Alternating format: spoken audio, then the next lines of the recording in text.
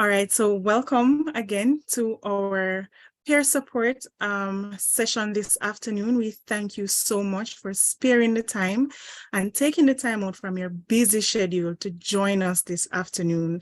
We're eager to share some information with you, and I have two special guests with me this afternoon to share some more information with you and to see how best we can get through this afternoon and how best the information can assist you as well.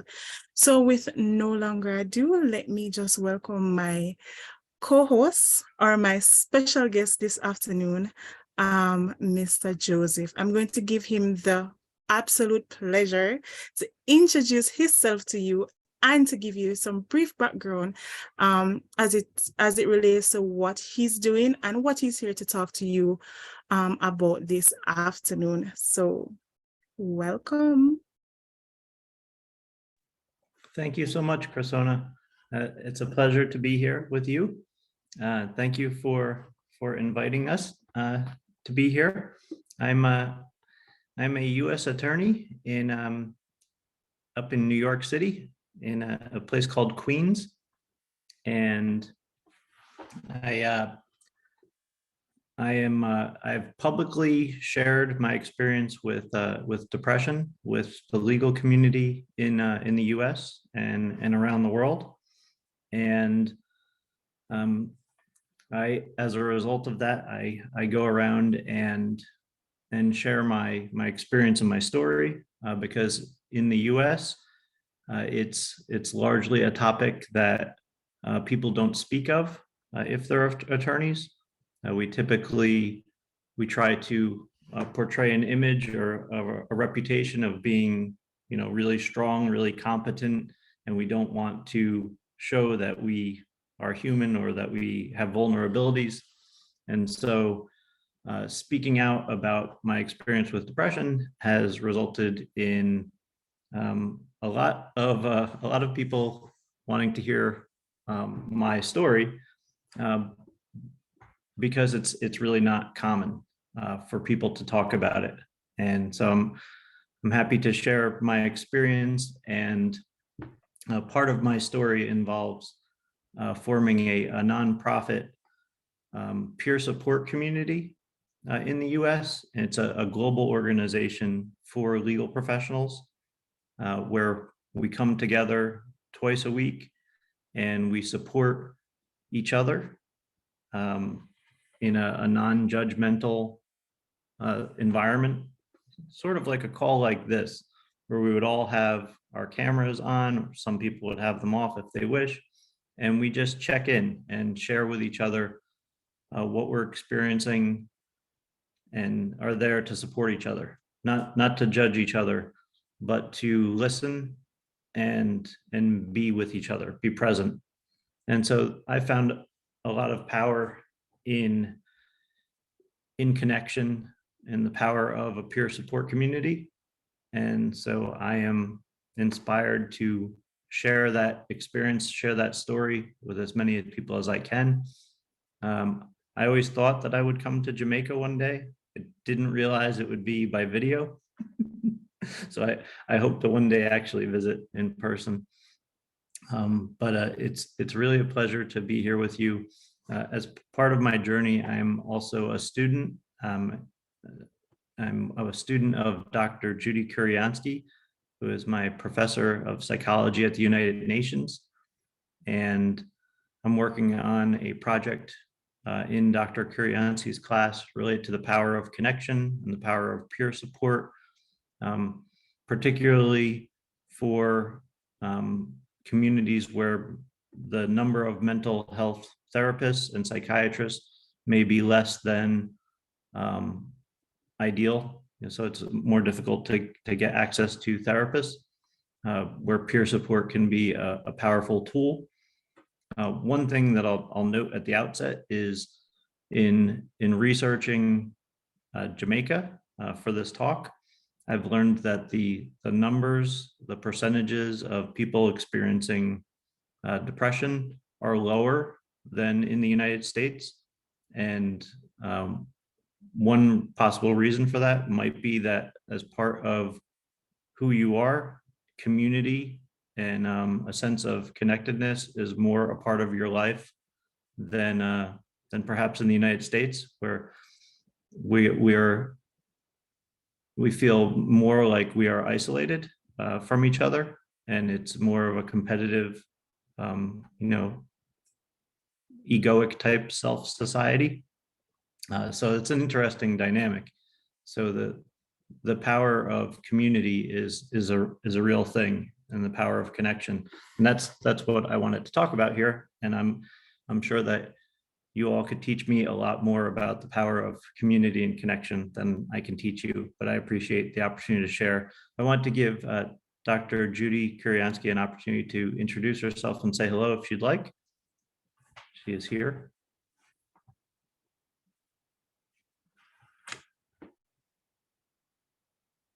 I can't hear you quite yet. There we go. Yes. I'm very happy to hear that.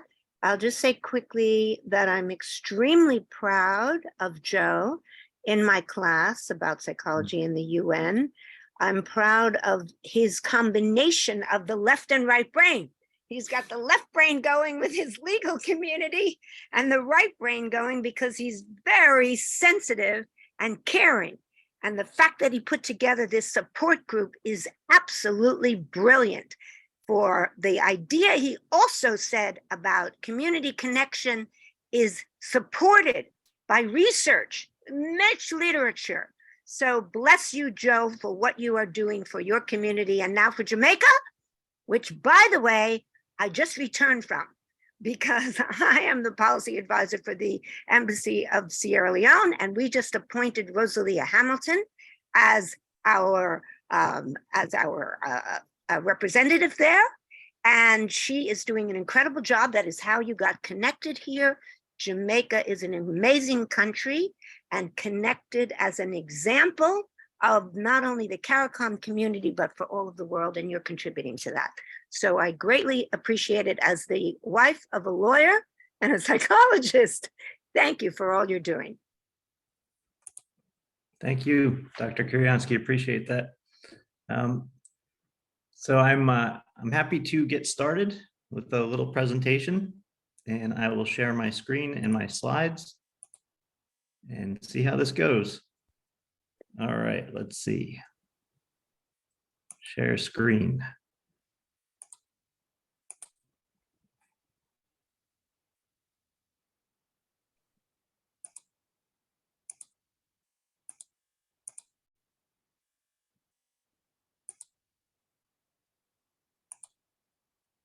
All right, great. I hope that you can see my screen. Actually, can't. It's not up as yet, but we're still looking for it. Okay. Let me see.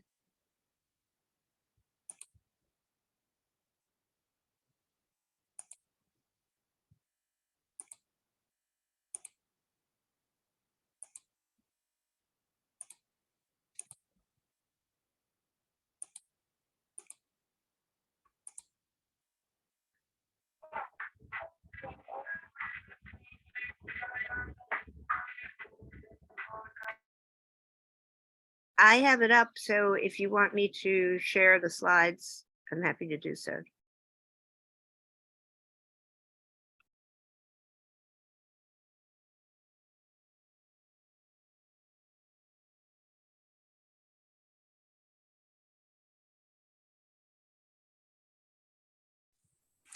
I think I got bounced out of the meeting. Yeah, you did for a minute. I Okay. was saying, Joe, if you want to, I have your slides up, so if you want me to show them, I'm happy to do so. Sure. If you could pull them up, let's see if that works. I need to have Chrisona, I need to have share screen ability. Oh, you have it.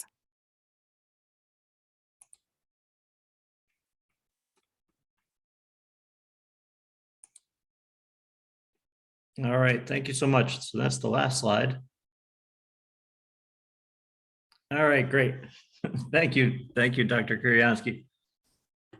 So the title of the presentation is The Power of We. And so we're coming together with the Institute of Law and Economics. We've got Teachers College, Columbia University, represented by Dr. Kuryansky. And my nonprofit is the Lawyers Depression Project. And I work as the Director of Wellbeing and a lawyer at Quinn Emanuel Trial Lawyers. It's a international law firm. No offices in Kingston yet. All right, next slide, please. All right, so the objectives of this presentation are to know that we all have mental health and we're all in this together. So that's a pretty simple one. To know about the benefits of community, peer support, and self-care. Some of these may be reminders, and some of this might be stuff that you're better off teaching me. And then experiencing the power of connection, mindfulness, and emotional intelligence. I have a few exercises that I'd like to go through together. Now, turning to mental health first. This slide we all have mental health, and mental health is a spectrum. It's not binary. And so I think that this is, common sense, it's intuitive, but in conversation about mental health, and I'm not sure how it is in Jamaica, but in the US, a lot of times we might think of, well, that person has a mental illness, right? And that person is not normal. That person is crazy. They have an issue. And in that way, may think of mental health in binary terms as you either are ill or you're not.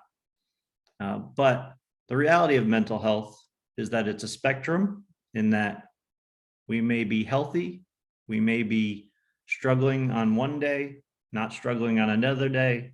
You may be feeling really good today, you exercised, you feel energized, or you may be in a place where the circumstances of your life have led you to be struggling, or you've gotten to a point where you're having a lot of trouble coping and you really need help.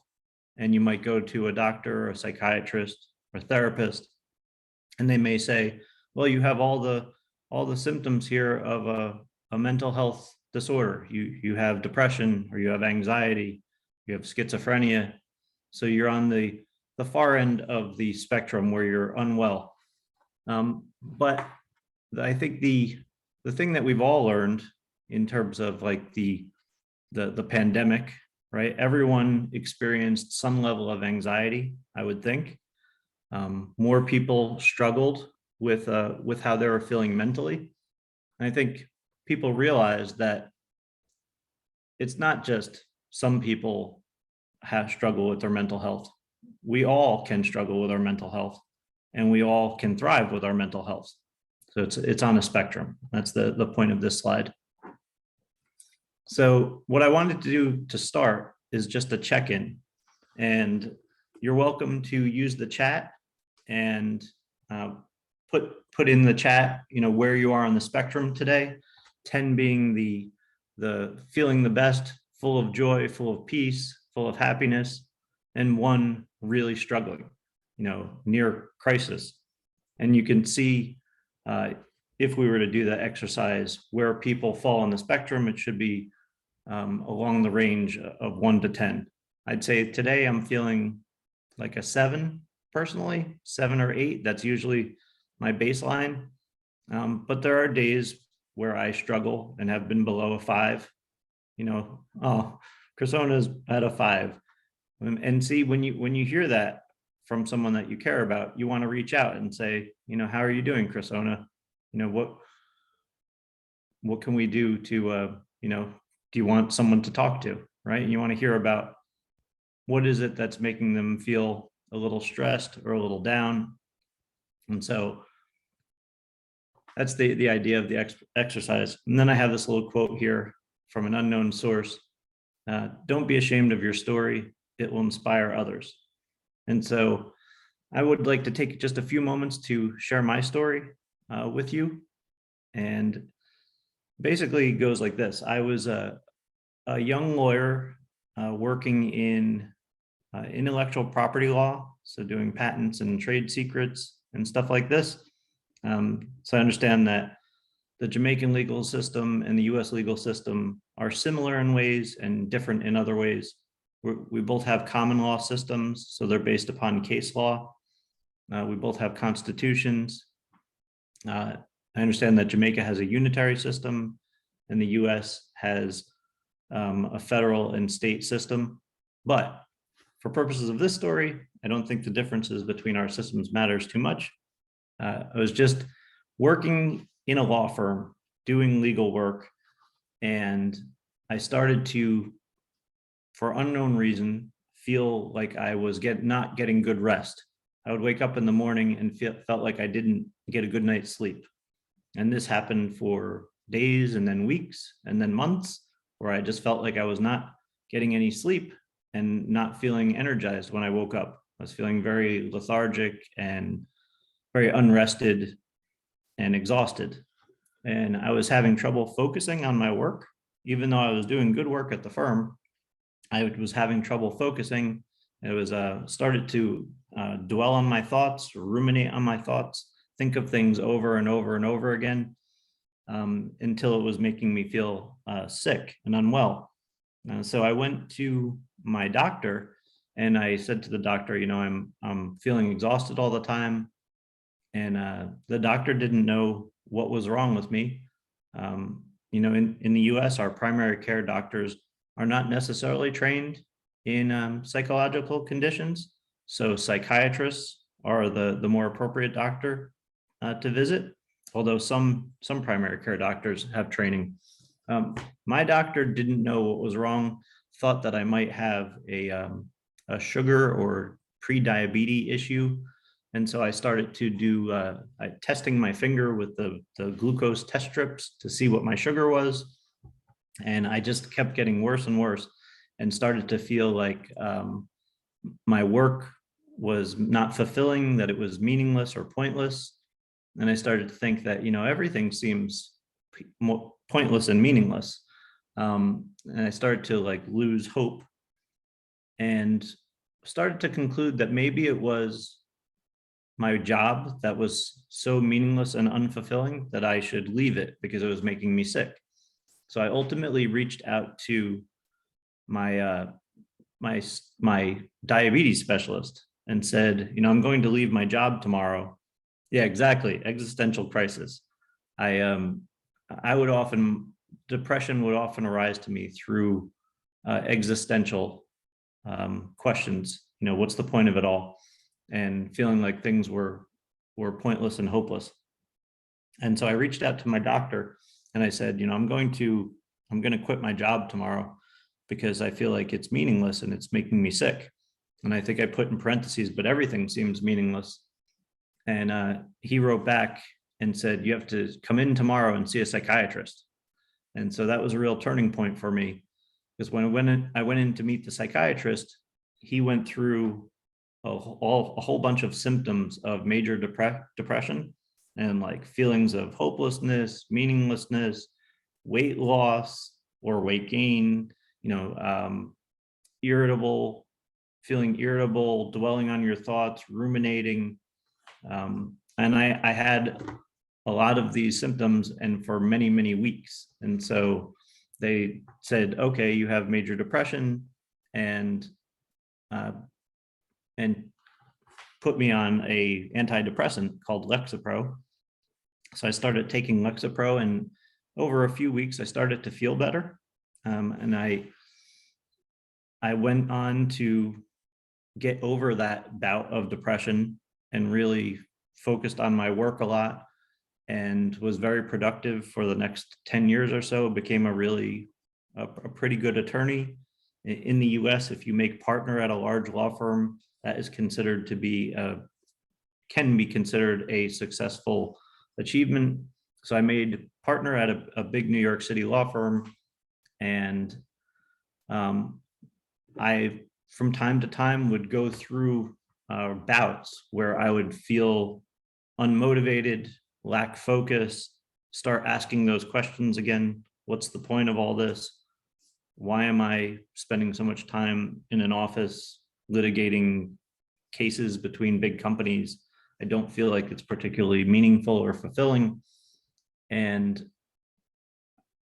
from time to time, I would have more bouts of these feelings and these thoughts. I got to that point again, and this time I went to see a therapist for the first time. And the therapist was really helpful. I got to learn about cognitive distortions and, you know, the way that the types of ways that I was thinking would lead to down moods. For example, I would often think like, I should be doing this, I should be doing that. And when I would think in terms of what I should be doing, I was automatically breaking that rule that I made in my mind because I wasn't doing what I was saying I should be doing, and that would cause me stress. And so I've learned how to reframe my thoughts with the help of my therapist, so that instead of thinking I should do that, I think, well, it might be nice if I did that. I don't have to, but I could. And so I would take thoughts that would be inconsistent. Like sometimes I would think I don't want to be here at work. And the other thought would be, I have to be here at work because I have to pay for my house and my mortgage.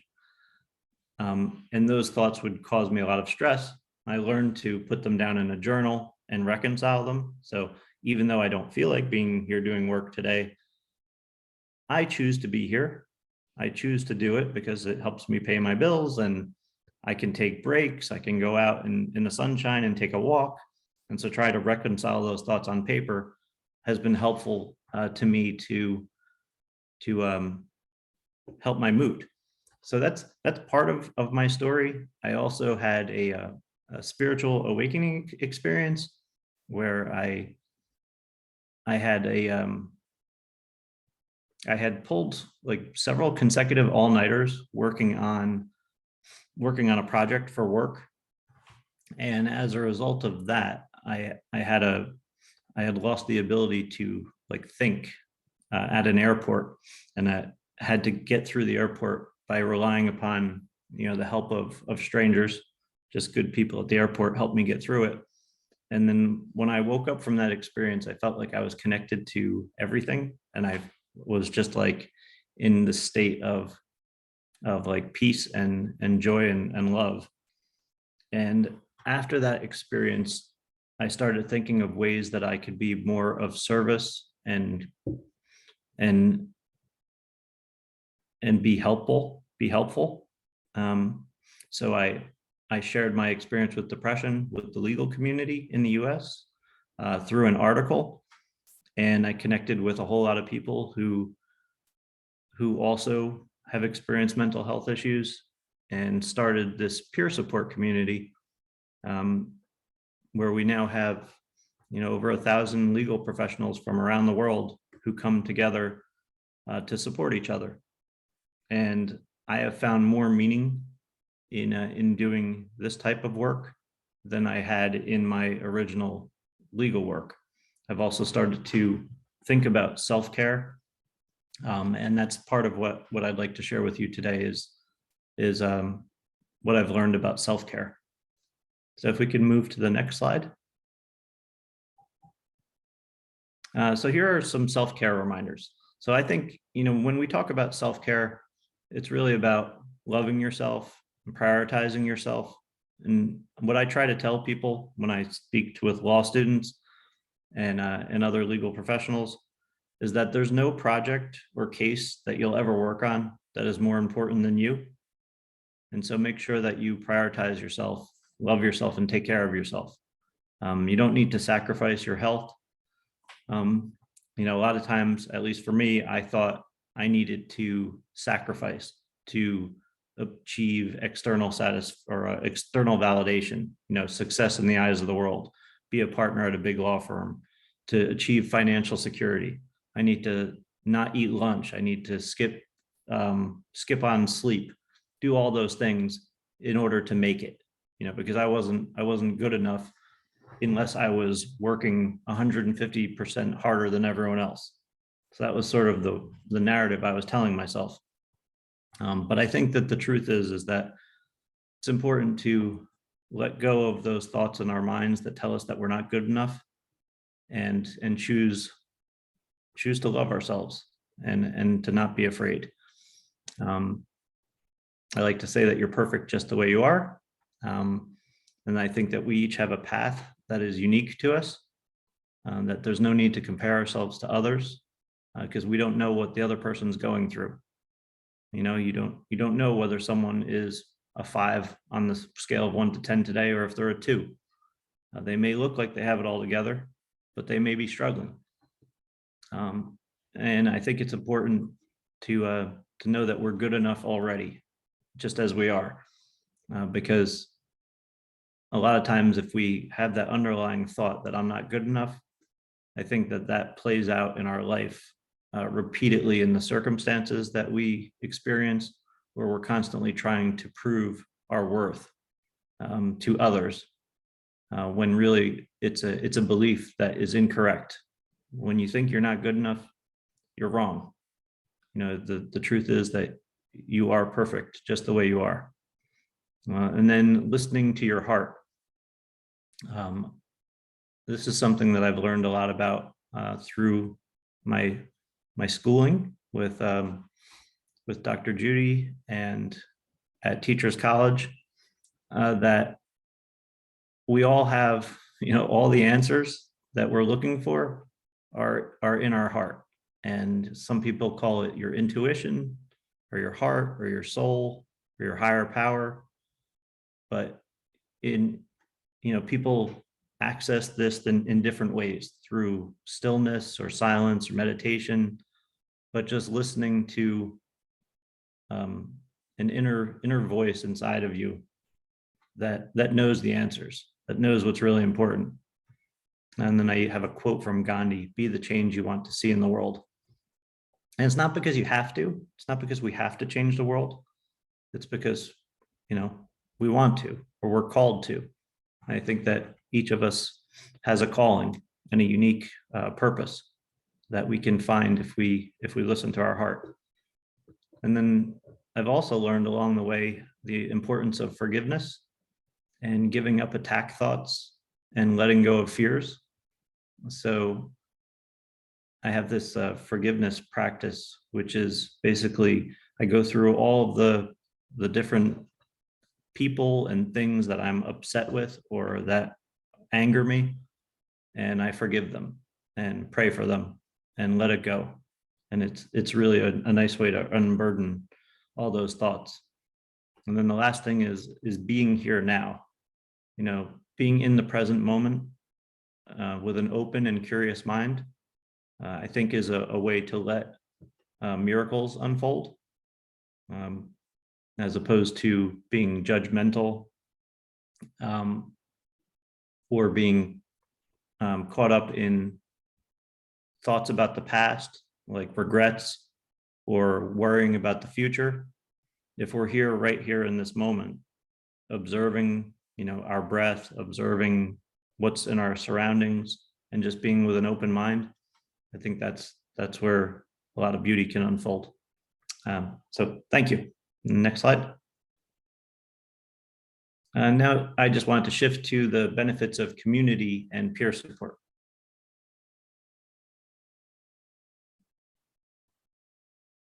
So the research shows that we are stronger together. I think the good news about mental health issues is that recovery is not only possible, but it's likely in the vast majority of cases. So what's interesting about mental health is it's something that is, there's this perceived stigma where we're afraid to talk about it. But the truth of the matter is that the more we talk about it, the more we connect, the better, because it's very likely that most people can be helped. And that's why I like going around and talking about it, because there are people who are not talking about it and people who are struggling in isolation, and it could really help them to connect with other people. Research shows that recovery happens at much higher rates where there's less stigma and more support from the whole community. And that's where the research is so interesting, that in communities like in Jamaica, where community is part of the fabric of your life, there's less depression, there are less mental health issues. In places like the United States, where we have less community in some instances, where we feel like we're on our own, we struggle a bit more. And maybe that shouldn't be surprising. So next slide. So here's some evidence for peer support that I've collected. There are studies that show that peer support, which is basically coming together as equals to support each other. So in a peer support, there's many different ways to do peer support, but at its most basic, it's just people who have some similar experiences coming together as equals. And when you come together like that, the studies show greater satisfaction in life, increased quality of life, greater hopefulness, better social functioning, fewer problems and needs, less inpatient use being going into the hospital, more time and engagement with the community, and better treatment engagement. So all this to say that there is evidence for the benefits of connection and coming together for mental health. So next slide.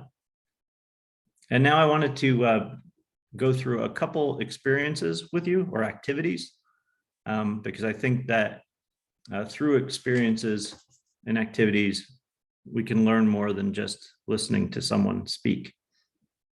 So I wanted to do a check-in with each other with curiosity and not judgment. So basically what we do in our peer support meetings is we come in to the meeting, and I'll just take you through a typical peer support meeting and how we run it. In case you ever wanted to start your own peer support meeting, you can think about this as one way to do it. And there's no fixed way to do it. You can do it however you like.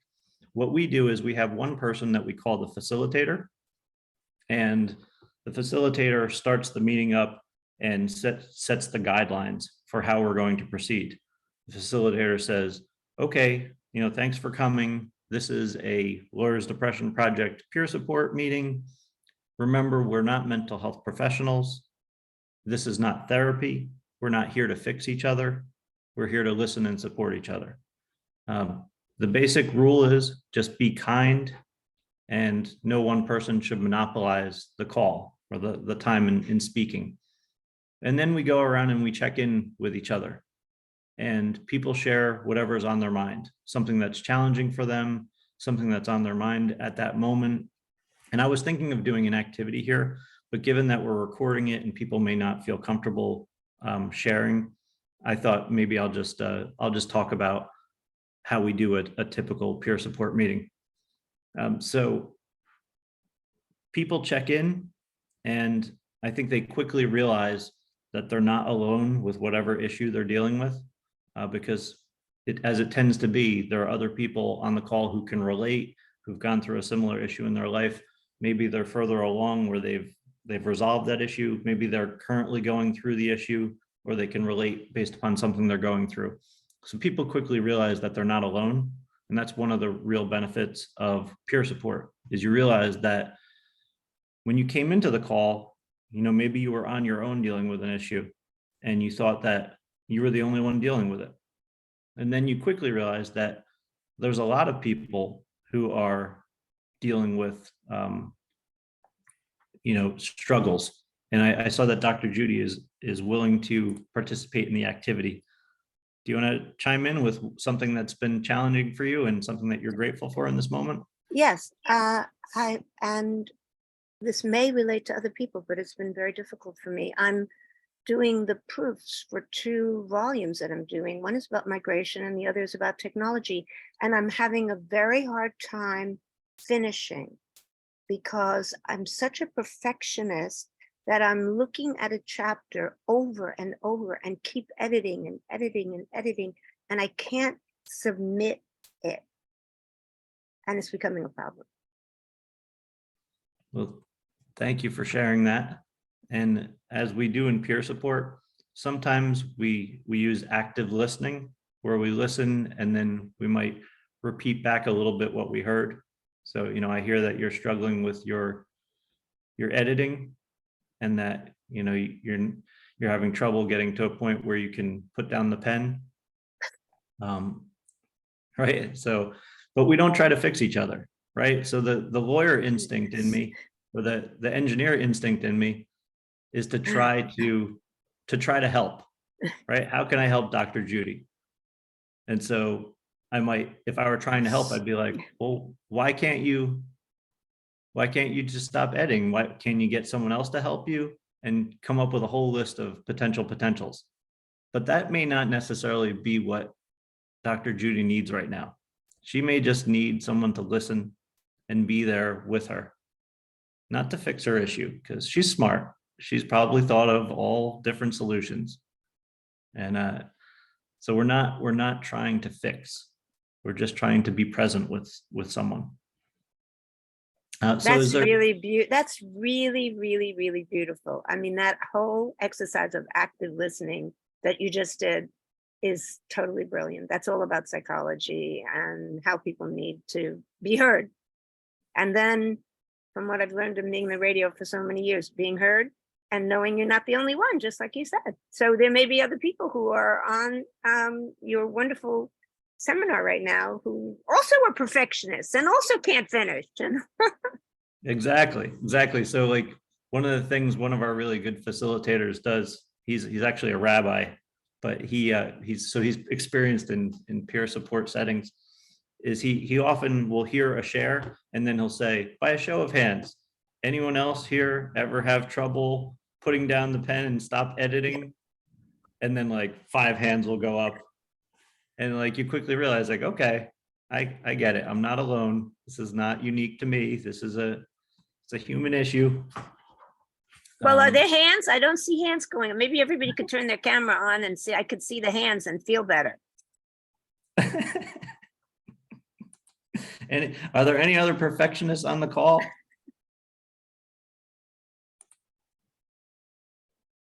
Maybe persona, you're a perfectionist. You worked so hard on this event.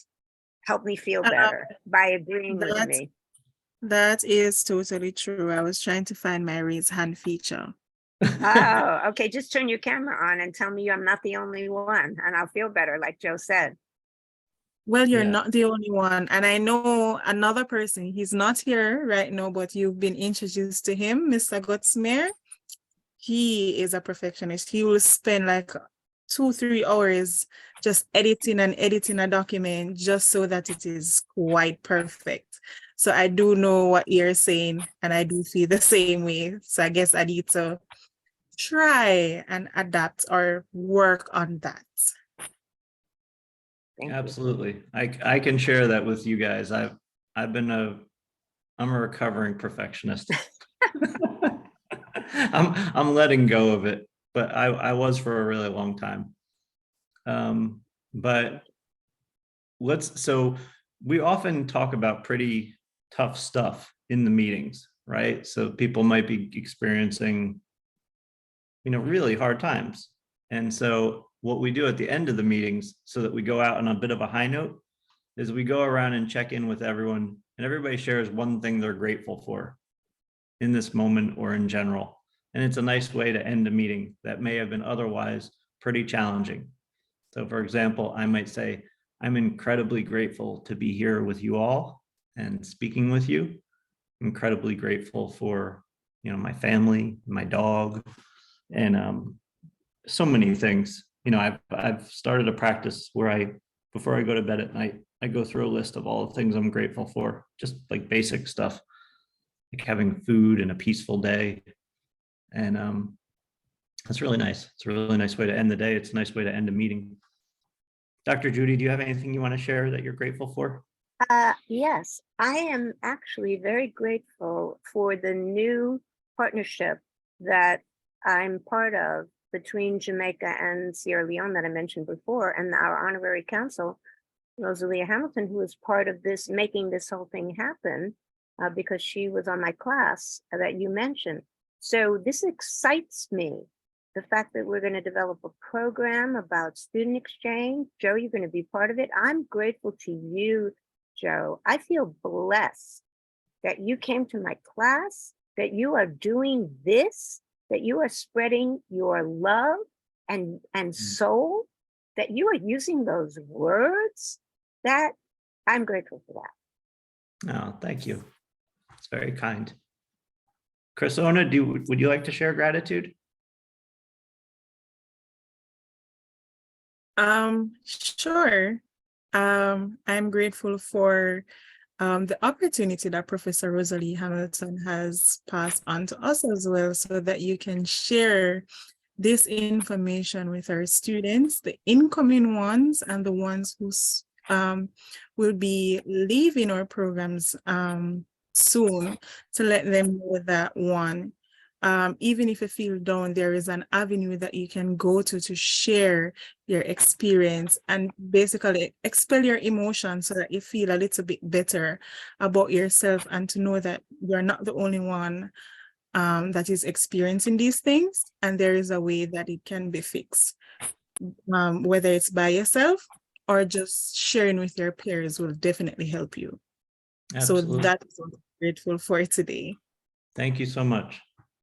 And, for the other folks on the line, you can take a moment to think of something you're grateful for in your mind. And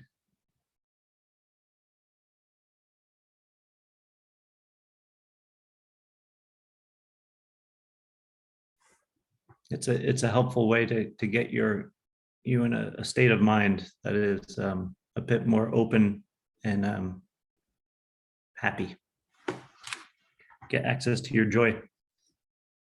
So let's move on to the next activity. So this one I found really interesting. This is relates to an emotional intelligence.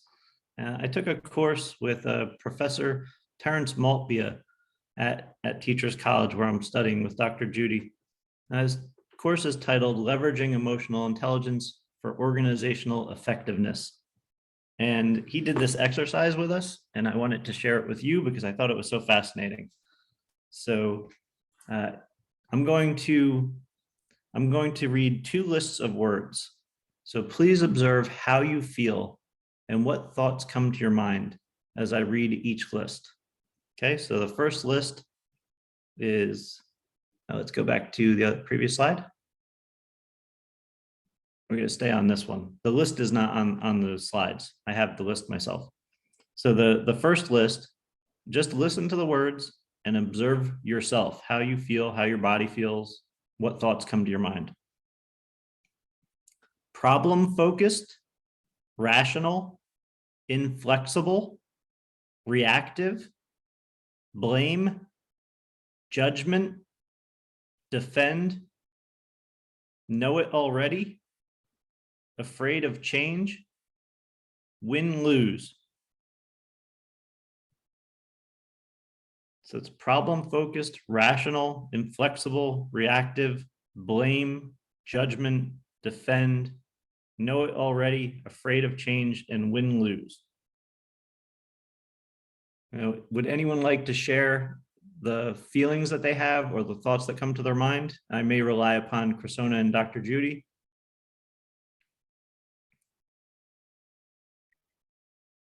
All right, I'll go first.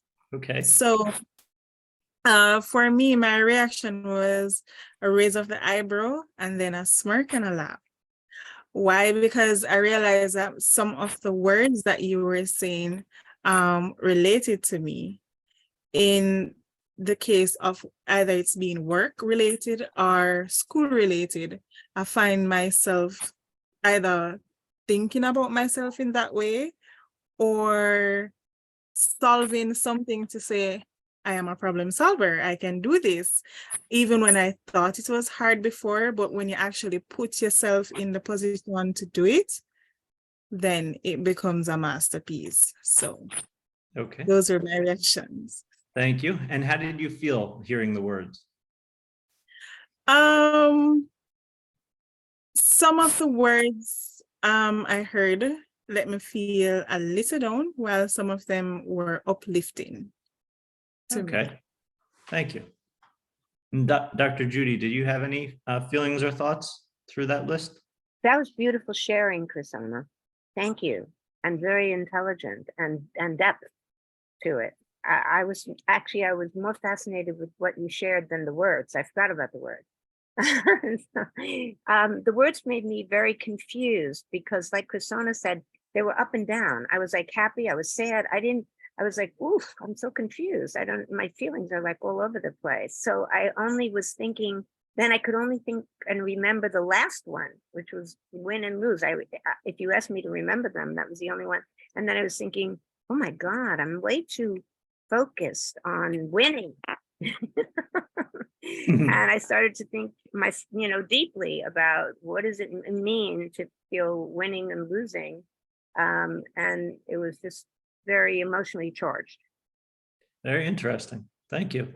So these words are supposed to be associated with what's called the judger mindset, which would be, and the characteristics of a judger mindset would be judgmental,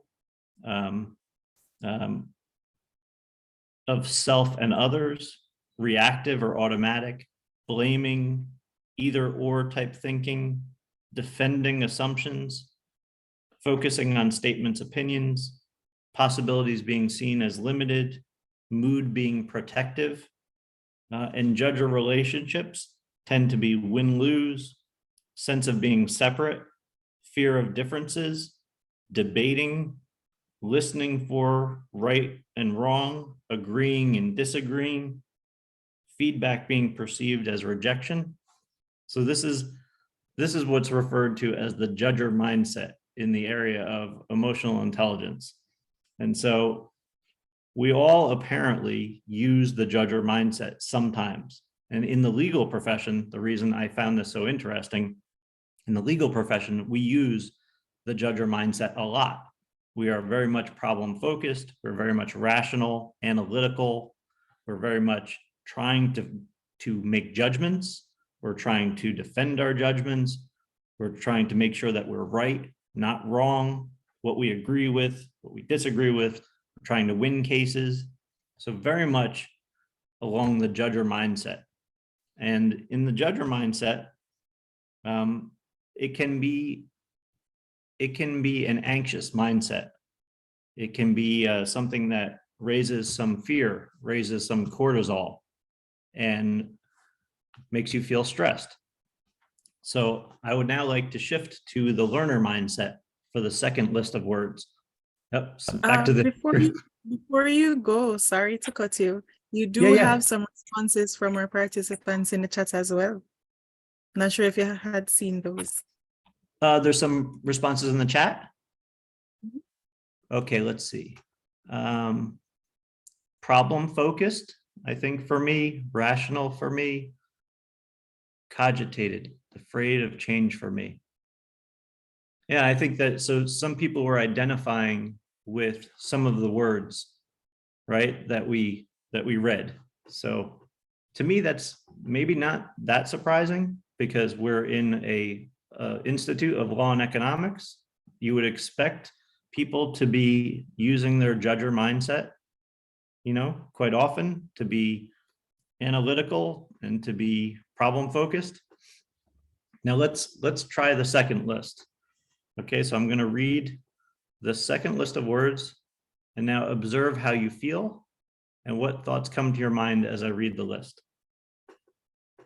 Solution seeking, possibilities, open, proactive, explore, acceptance, discover, inquiry, intentional change, win-win.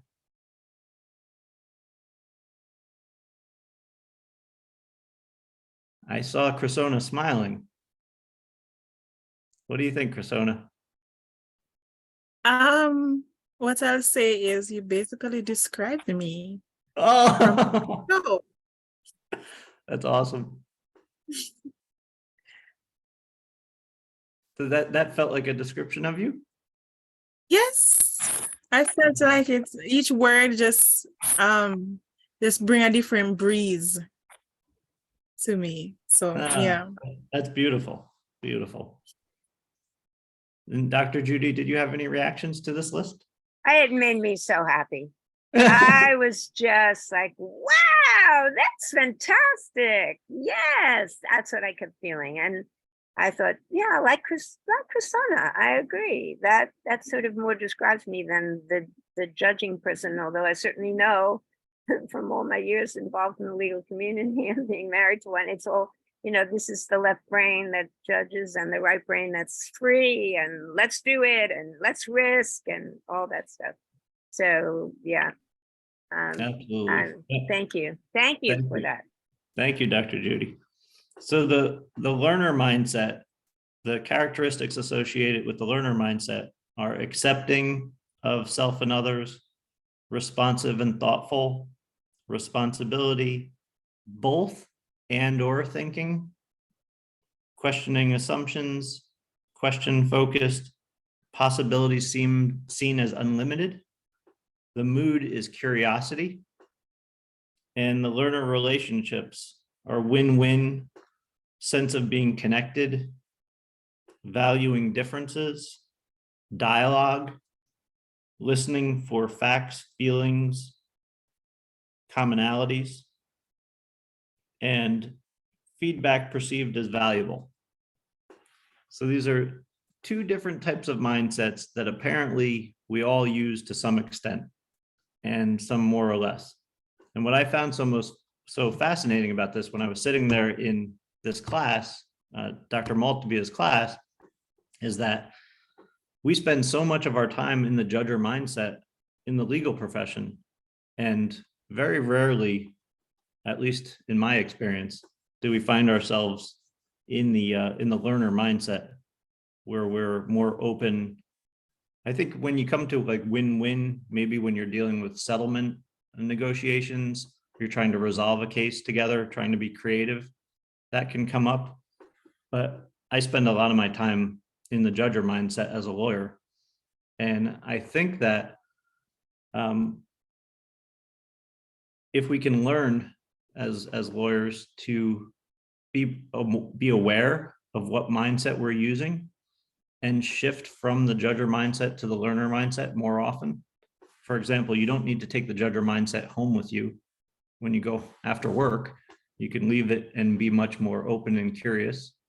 When you have a first call with your opposing counsel about a case, you don't necessarily need to start off in the judger mindset. You don't need to be protective and defensive. You could be a little bit more open and learn from them and try to build a strong relationship. Treat them as a brother or sister in the legal system, in a dispute resolution system. So I think there's something to learn from the judger learner mindset. And I'd say that in the peer support context, we're supposed to be using the learner mindset. We're supposed to be open-minded, curious, and not judgmental. And I also find that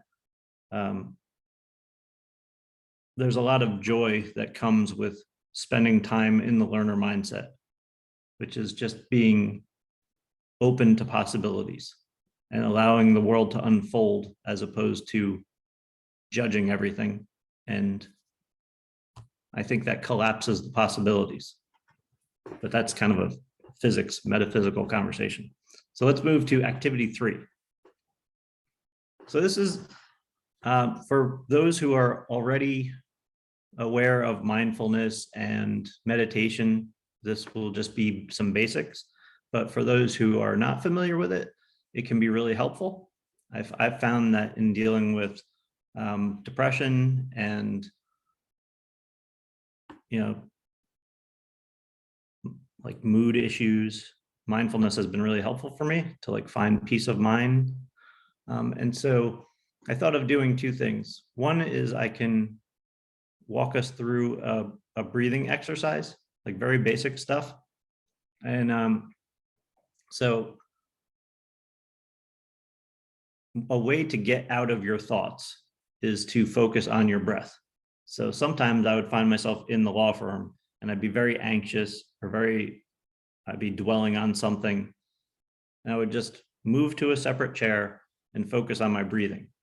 So what I would say is start by taking a couple deep breaths.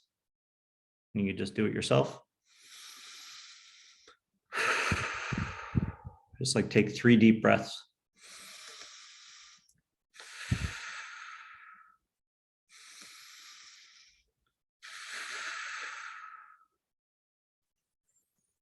And then when you do your breathing, when you breathe in, count to 1. When you breathe out, count 2. You breathe in, count 3, and out 4. And do that up to 10. So 1, 2, 3, 4. Count all the way up to 10. When you get to 10, just start over again and do 1, 2, 3, 4, 5, 6, all the way up to 10. And do that like 3 or 4 times. As you're doing the breathing, if your thoughts start to wander, it's okay. Just bring your thoughts back to the counting, back to the 1, 2, 3, 4, 5, 6. And I'll just be quiet now. I'll let you do it for like 2 or 3 times.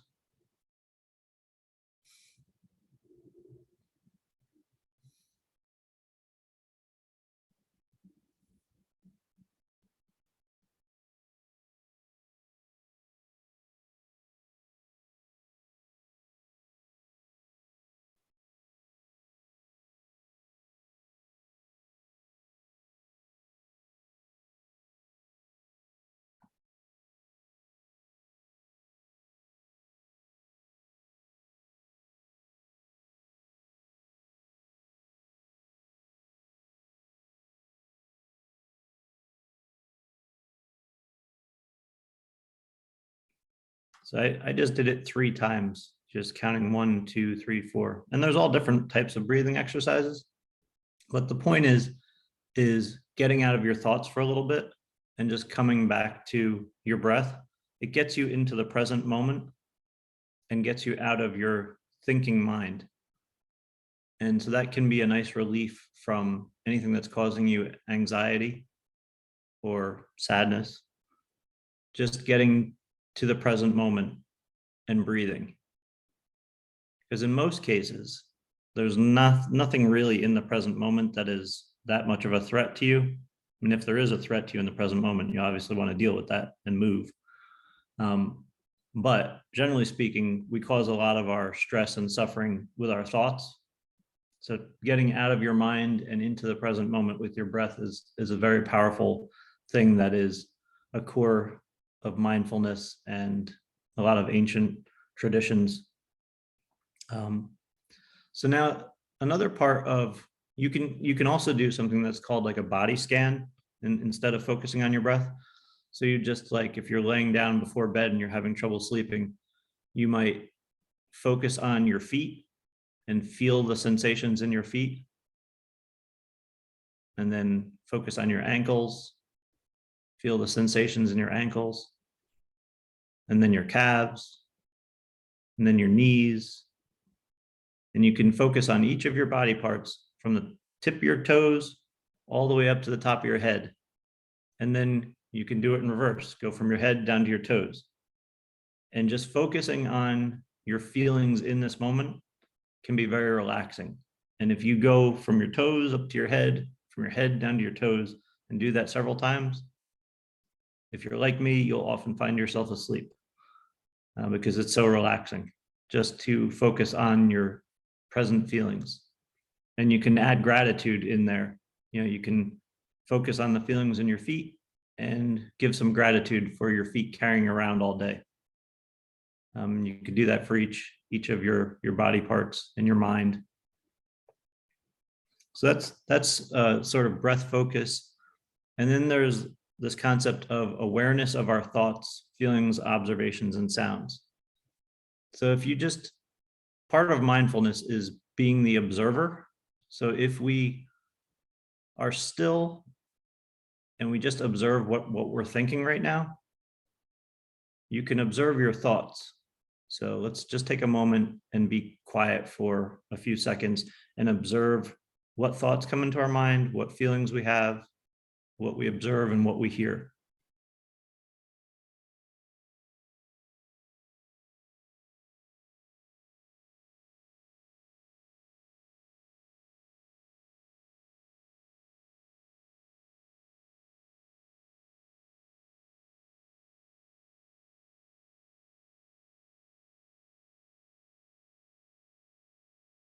So some of the thoughts that come into my mind are, I hope this is helpful.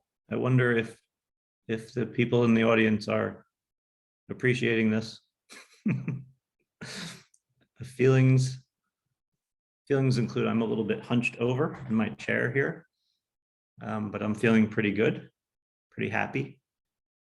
And just the sounds I hear are basically just silence.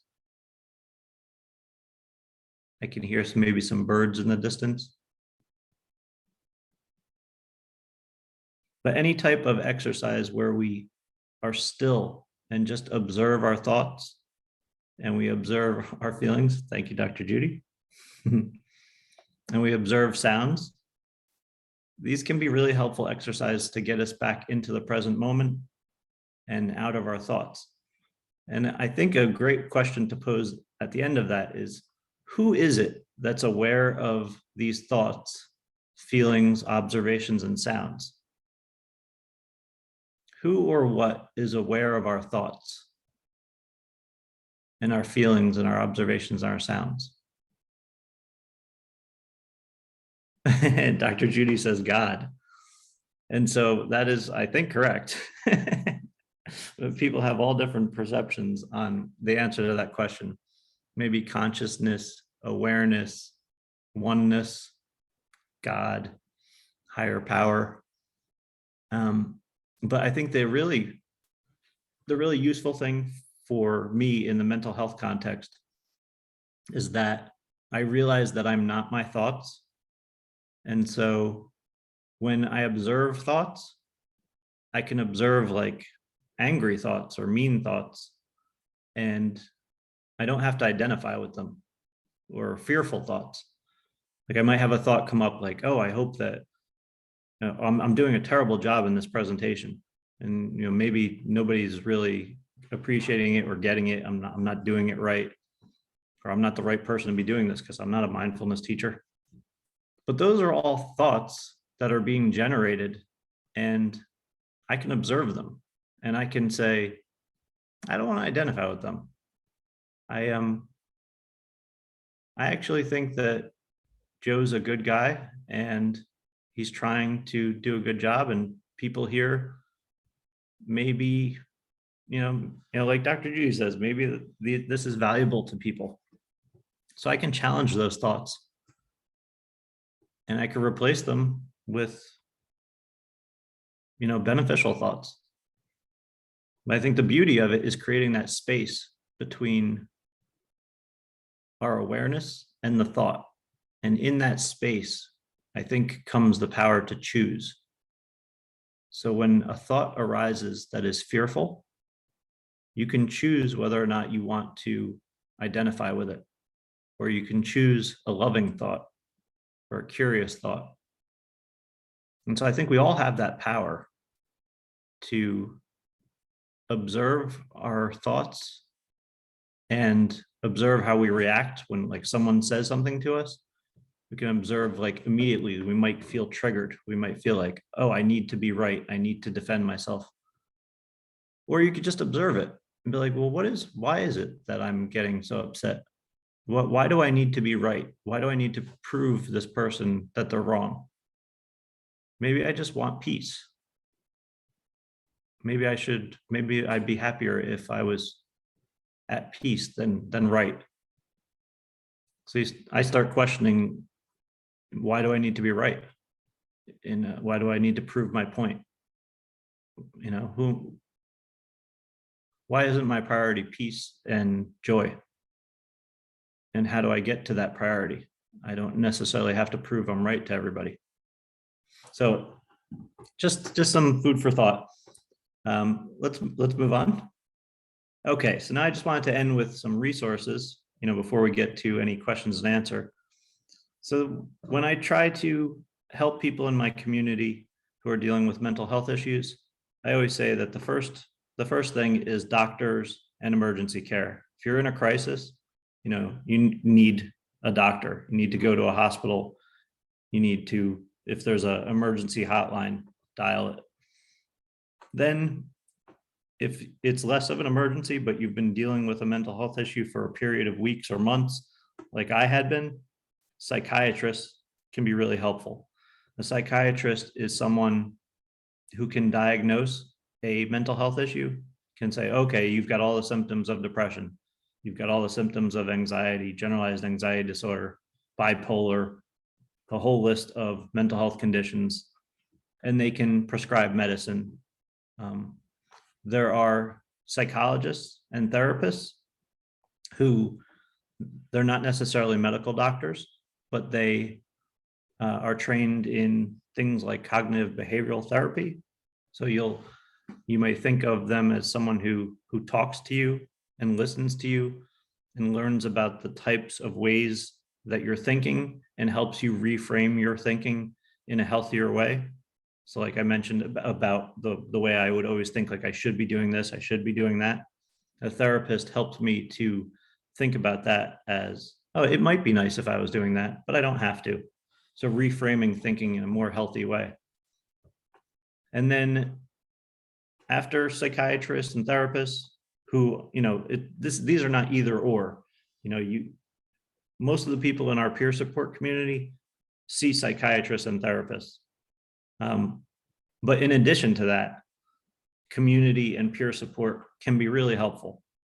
Connecting with people, knowing you're not alone, being able to share your authentic feelings without fear of judgment can be really therapeutic, can be really helpful just to get it out and just have someone listen to you and feel like you're not burdening people. Like often I think, at least for me, I may not want to unleash all my feelings on my friends and family because I'll feel like I'm burdening them. They've got enough to deal with. But in a peer support community, that's what it's all about. It's about sharing and letting it all out, and people don't feel like you're burdening them because they're not there to fix you. They're just there to listen. And then mindfulness, we just talked about it a little bit. If you're interested in mindfulness, there's tons of resources on the internet. You could just type in like 3-minute meditation. You can go to apps like Insight Timer, which is a free meditation app that has millions of guided meditations, or at least thousands. I don't know if millions is true. And then books that have helped me. There's one called Feeling Good by Dr. Burns. It's about cognitive behavioral therapy and ways to reframe your thoughts that are more healthy. There's a book called The Power of Now by Eckhart Tolle. He's a spiritual fellow, and he talks about the power of the present moment and getting out of our heads. So next slide. Here's the LDP community. It's the Lawyers Depression Project. We have over 1,000 members globally, and we're growing at 20 to 40 members per month. We meet twice a week. We each attend, or we attend the meetings with 5 to 20 people. We have a special meeting for people who identify as she, her, or they twice a month. And we have a confidential web forum. Our website is lawyersdepressionproject.org. Everything that we provide is free. It's a nonprofit, and we would welcome your students into our community if they would like to join our meetings, join our community. You are welcome. As legal professionals, people who are in the legal field or training or interested in the law. And in doing my research for this talk, I understand that in Jamaica, there are peer support resources. And so I'd encourage people who could use support to look into them, reach out to them, and join a peer group if you're interested. It can be very helpful. And then the last slide, I think, should be Ask Me Anything. Yep, so ask me anything. I'm happy to stick around and answer questions, or I can provide my contact information in the chat, and I'm happy to talk privately with anyone. So I don't know how we did on time. Oh, it seems like we went over. Sorry about that.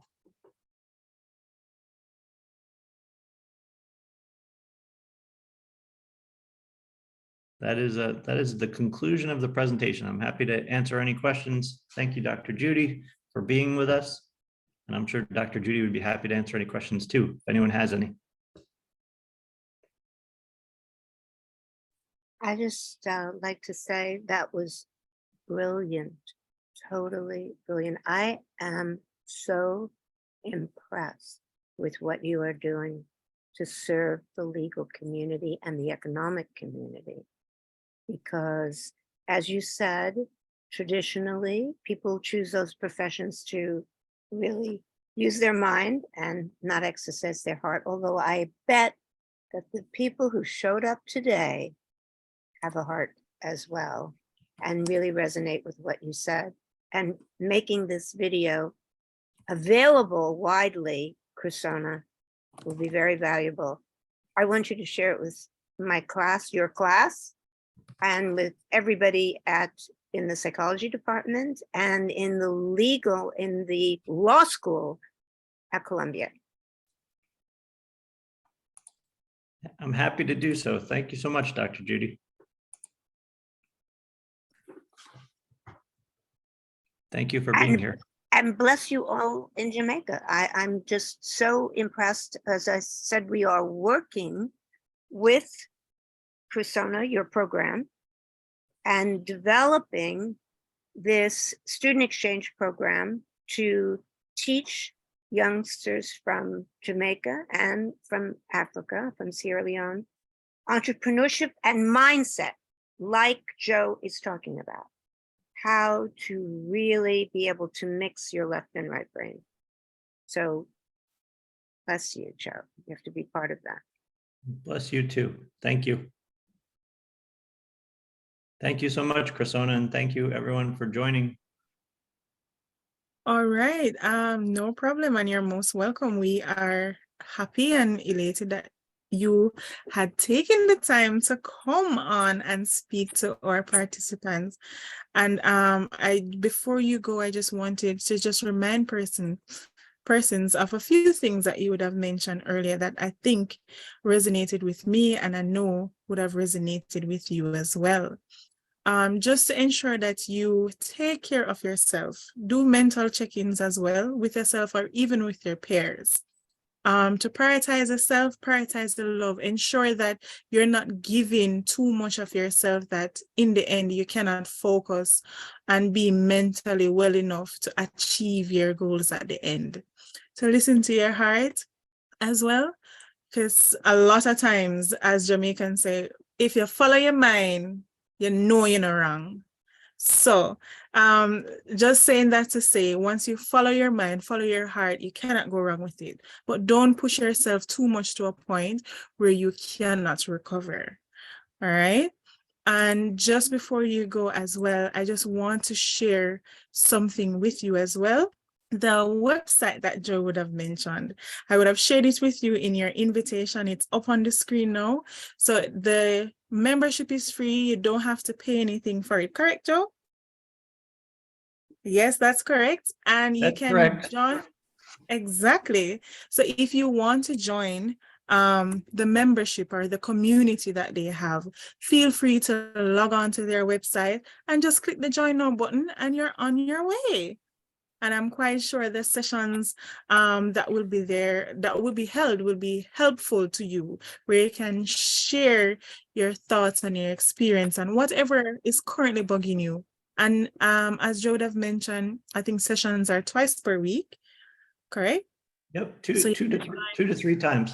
2 to 3 times per week. So they're not short-term sessions for you. So you can always feel free to join and just join in the conversation as well. So on behalf of the Institute of Law and Economics, Joe and Dr. Judy, I just want to express our gratitude for you to come on and share your knowledge and information with us. And I don't know about anyone else, but I know that I would have gotten some quite useful information from this session and that I will look to apply in my life and see my participants are thanking you for sharing your experience with us as well. And do know you are not alone. And as the website is saying right now, know that there is hope out there. So you are definitely not alone. So thank you so much again for joining us. And thank you for staying and listening. and we do appreciate you staying with us. So thank you again. Thank you so much, Christina. And thank you, everyone. I just wish I could hear from all of you. So thank you for the chats. And it's another time we speak, you all will have the floor and I will listen. Oh, we have a raised hand. Yes, Miss Williams? Hi. Somebody was asking, what's your number one strategy for overcoming depression and finding meaning in life? Yeah, a number one strategy. I think it's going to be unique for every person, but the things I put on the slide, like doctor, psychiatry, therapist, peer support, there's a whole host of tools that we can use to address mental health issues. They include doctor, psychiatry, therapy, community, peer support, self-care, like getting good sleep, good exercise, mindfulness, meditation, eating whole foods, just getting out and moving is really helpful. As much as you can, the more you move and you're in the present moment, I think you feel better. I think for me, spirituality, being connected to something that is bigger than my little story, God, a higher power, has been really powerful for me. But everybody's on a different path with different experience. And so there are people who don't believe in a God. And for those people, the path is going to be different. It might be nature, it might be community, but we all have a path. And I think you listen to your heart. So maybe the number one thing is follow your heart. I'll share. I think what you said is brilliant, Joe. That really, Samantha, it's very much related to what your style is in life. People are either sharers, talkers, or not. Like Joe said, some people need to do things. They may need to tinker in the garage or take apart, the toaster or something like that. I'm a psychologist, so I'm a talker, a sharer. So for me, my number one activity to get over my own feelings of anxiety and depression is telling somebody who I really trust, will listen, like Joe said, and really, really hear what I'm saying. So I used to call my mom before she passed away. She was the best listener. Now I call my best friend Russell. And now I might even call Joe. Anytime.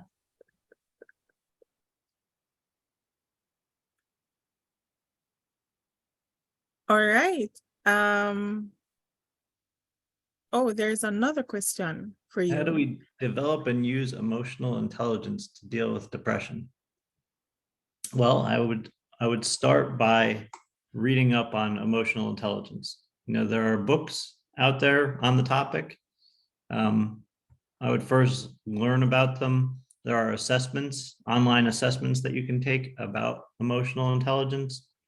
So I think reading up on it would be a good first step. I think that we all have inherent emotional intelligence and abilities. Maybe we use them less than we might like to. So you can look at it as an opportunity. If you find that you are not using your empathy as much, you can then practice empathy by listening to people and being of service, and that can be helpful. But I think, if you want to learn about emotional intelligence, the best thing would be to look for some books online. Feel free to reach out to me and I can put you in the right direction.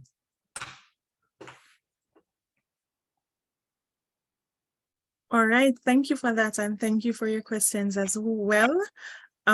So if there are no more questions, we will be wrapping up the session, and we'll have the recording available for persons to rewatch, for the persons who are not here to be able to hear and see what was discussed today. So thank you so much again for joining, and do enjoy the rest of your afternoon. For persons who are from the incoming pre-law group and paralegal group, you may stick around. And for the other persons, I know you have class because we would have cut in your class time, but not to worry, we will always make it up back to you. So thank you again, and do enjoy the rest of your afternoon. Thank you so much.